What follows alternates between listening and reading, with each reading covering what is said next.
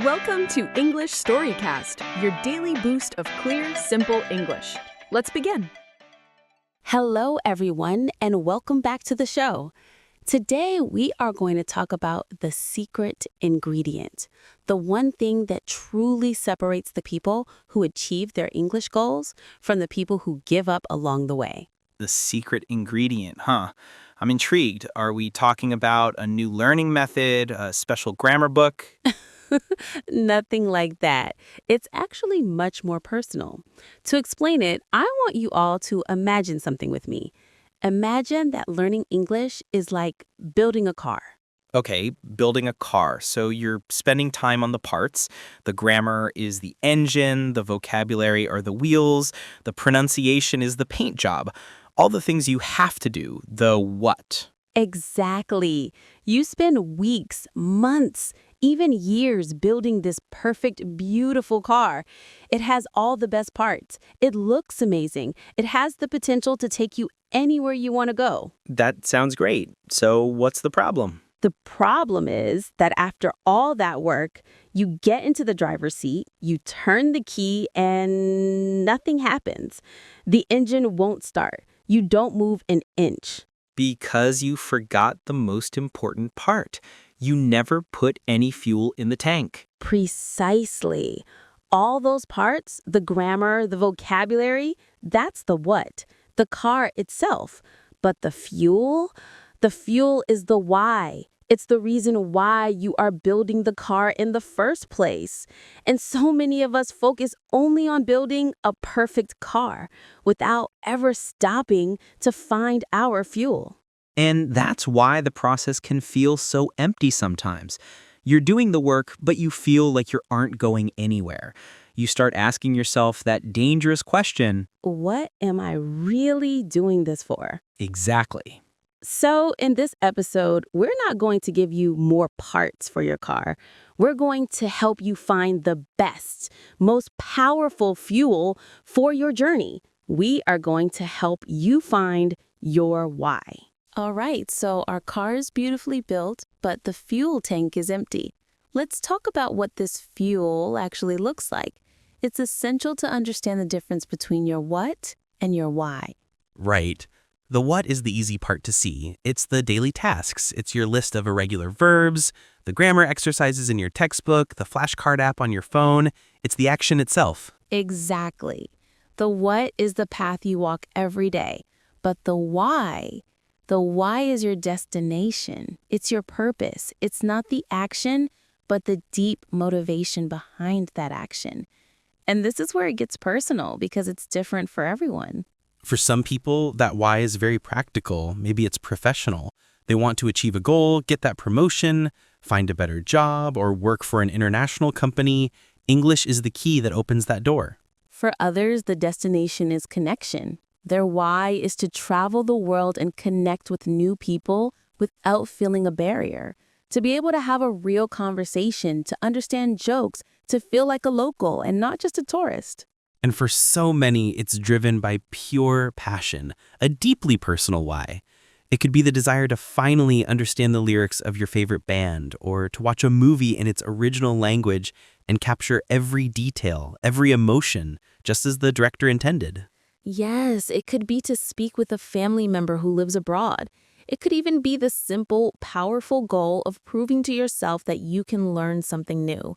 It doesn't matter if your why seems big or small to the world.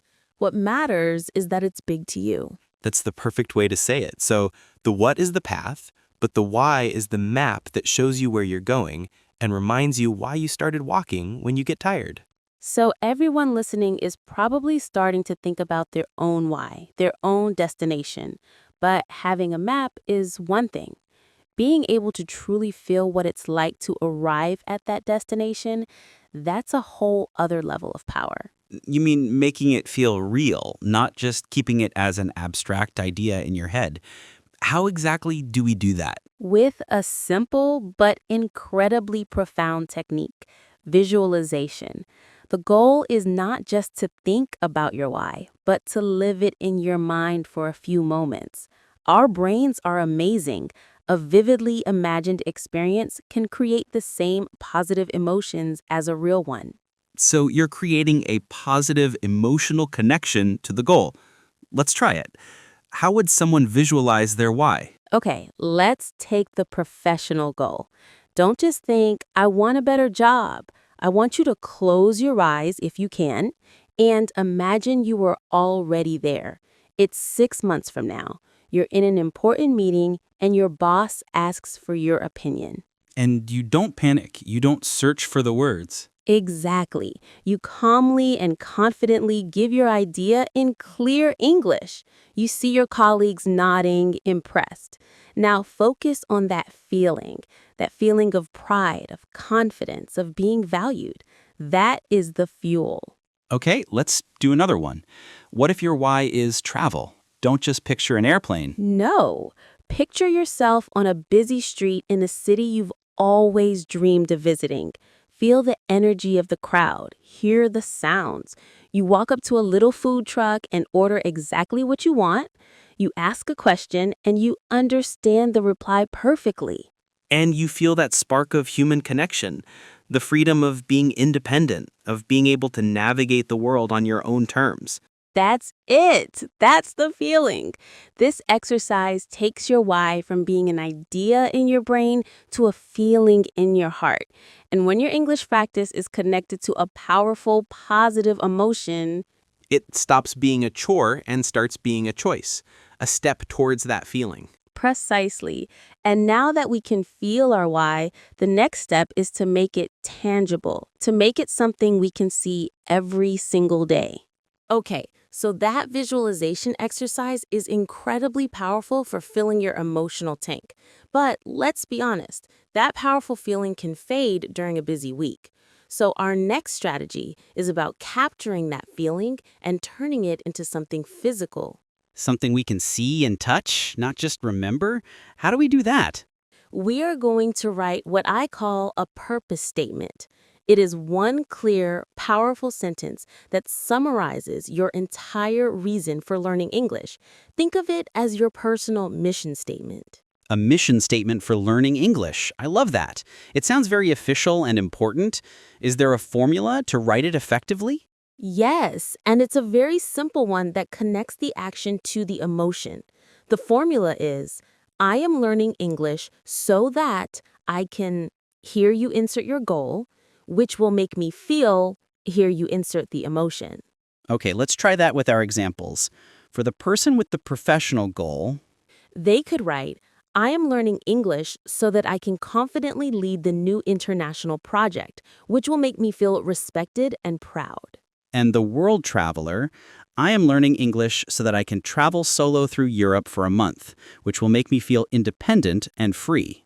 Or the music lover, I am learning English so that I can sing along to my favorite songs and understand the lyrics, which will make me feel more connected to the music. See, it links the practical goal to a deep personal feeling.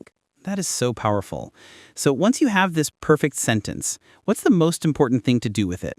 You make it visible. This is non-negotiable. You write it on a Post-it note and stick it on your bathroom mirror. You type it out and make it the lock screen on your phone. You write it in big letters on the first page of your English notebook. So you are guaranteed to see it every single day, probably multiple times a day. Exactly. It becomes a constant silent reminder, a little drop of fuel every time you glance at it. It keeps your why right in front of you, especially on the days you need it most. It's your personal compass, always pointing you in the right direction. So, we have our visualization technique to feel the why and our purpose statement to see it every day. It sounds like a perfect system for a perfect world. And as we know, the world is not always perfect. What happens on those difficult days? The days you're tired, you're studying a boring grammar topic, and your big, beautiful why, that dream job, that trip around the world, feels like it's a million miles away. That is such a critical point. On those days, looking at your big goal can almost feel discouraging. The distance between where you are and where you want to be seems impossibly large. This is the moment most people are tempted to quit. So how do we fight that feeling? How do we refuel the tank when the destination seems so far? We do it by connecting our big, long-term why to a small, short-term why. You give the specific task you are doing today its own mini purpose. A mini purpose. Okay, explain that. Let's say my big why is to get that promotion, but my task for today is just to learn 10 new business-related vocabulary words. It feels small and boring. Instead of just studying the list, you actively tell yourself this: my why for this hour is to master these 10 words because each one is a tool I will use in a future meeting. This specific task makes me 1% more prepared for the job I want. Ah, I see. You're drawing a direct, immediate line between the small task and the big dream. So for the traveler, it's not, I have to practice the past tense. It's, my why for these 20 minutes is to practice the past tense so I can share a story about my life with a new friend I meet in a cafe. Precisely. Your purpose statement is your North Star. It's your ultimate destination. But these small daily whys are the fuel you put in the tank for this specific leg of the journey. They make the daily grind meaningful. It transforms a boring task into a strategic step. It connects the hard work of today to the exciting reward of tomorrow. That's how you stay on the road. And so here we are. We started this journey with the image of a perfect car that had no fuel to move. We learned that the car is the what, all the grammar and vocabulary we study. But the fuel, the real power, is the why, our deep personal purpose for learning. We gave you the tools to find that fuel, the visualization technique to truly feel your goal, and the purpose statement to see it and make it real every single day. And we learned how to use that fuel to get through the tough parts of the journey by connecting every small daily task back to our big destination. The most important message we want you to leave with today is this: your why is completely unique. It's not your teacher's why, it's not your friend's why. It is your personal superpower. That's the perfect word for it. It's your superpower against frustration and doubt. The grammar will get hard, but your why is stronger. The vocabulary lists will get long, but your why is clearer. So we are leaving you with one final and most important task, your homework from this episode.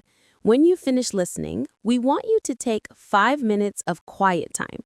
No distractions, just you and a pen and paper. And in those 5 minutes, answer the question, what is my why? Write down your purpose statement. That one sentence will be the most powerful tool in your entire English learning journey. Please, don't just think about it, actually do it. That sentence is your fuel. Fill up your tank. It will take you anywhere you want to go. Thank you for listening. We'll see you in the next episode.